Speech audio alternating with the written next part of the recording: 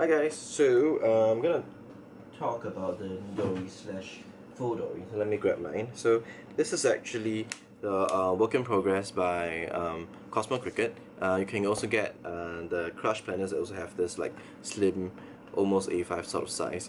Like it will fit in kind of like your Midori format. But I don't actually own a Midori. Maybe I will in the near future when someone gives it to me as a gift. Hint, hint.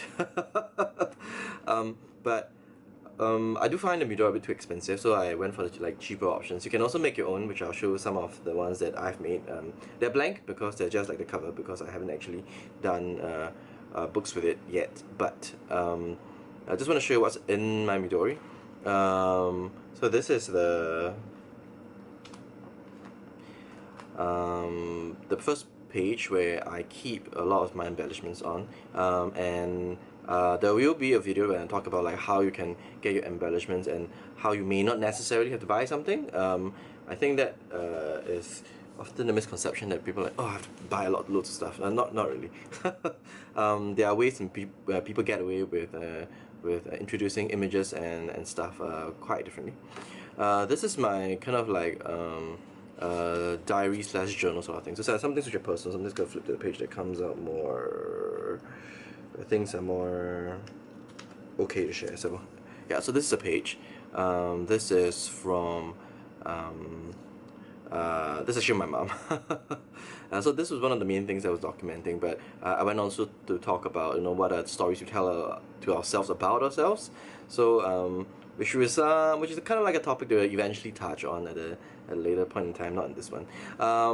But this is like an example of a layout and the approach that I do towards doing a Midori layout, and I will talk a little bit about what are the things I think are important to go into a journal and my approach towards it. Yeah, and you can see like this is what, the one which I will do a demonstration on.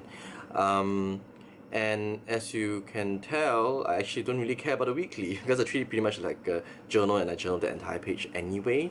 I just really like the weekly one because it gives me a lot of structure, because there's like the grids on this page and then there's like the daily dates on this day. So technically I could just get away with getting like those with the grids, but I thought this actually adds a little bit of interest and guides me along to how I want to use it. Yeah, so this is a folder, craft folder. You can definitely buy it from Midori if you want to, but of course you can totally make it yourself too. I'll put a link in the description below of how someone makes this. This I also pretty much just winged it. It's not very tough either to make this either. And finally, this is actually sketch paper, but I kind of treat it also like a journaling thing. But this is for like my sermons and cell studies and stuff. So you can see like the things I did with this one. This is actually not technically completed, but yeah. So you can sort of like do your own configuration of what you want to do for a Midori to fit your needs. Now, I'm also going to talk briefly about the junk journal because they'll kind of be talked about in tandem.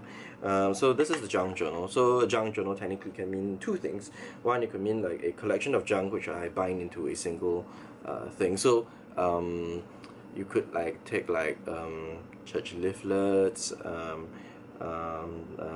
pamphlets and stuff, and then you fold them into stuff and then sew them together and bind them to a book. Technically that's a junk journal as well, but people also do use those surfaces for like additional journaling.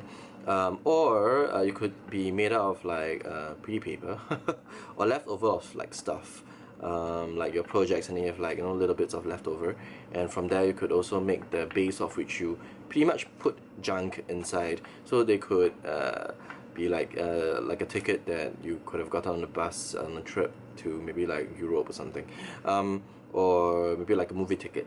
So technically those can go in, and you can in that sense scrap that moment. And you will see that in my approach I do take this in a similar way towards how I would treat my Midori or Fauxdori. The only difference is that because some of the pages are not the same width and sizes, I adapt that to fit when I look at it from a design perspective. But otherwise the elements that are required is pretty much the same, which we'll talk about in the next video. And thank you guys for watching, and I'll catch you guys in the next one. Bye.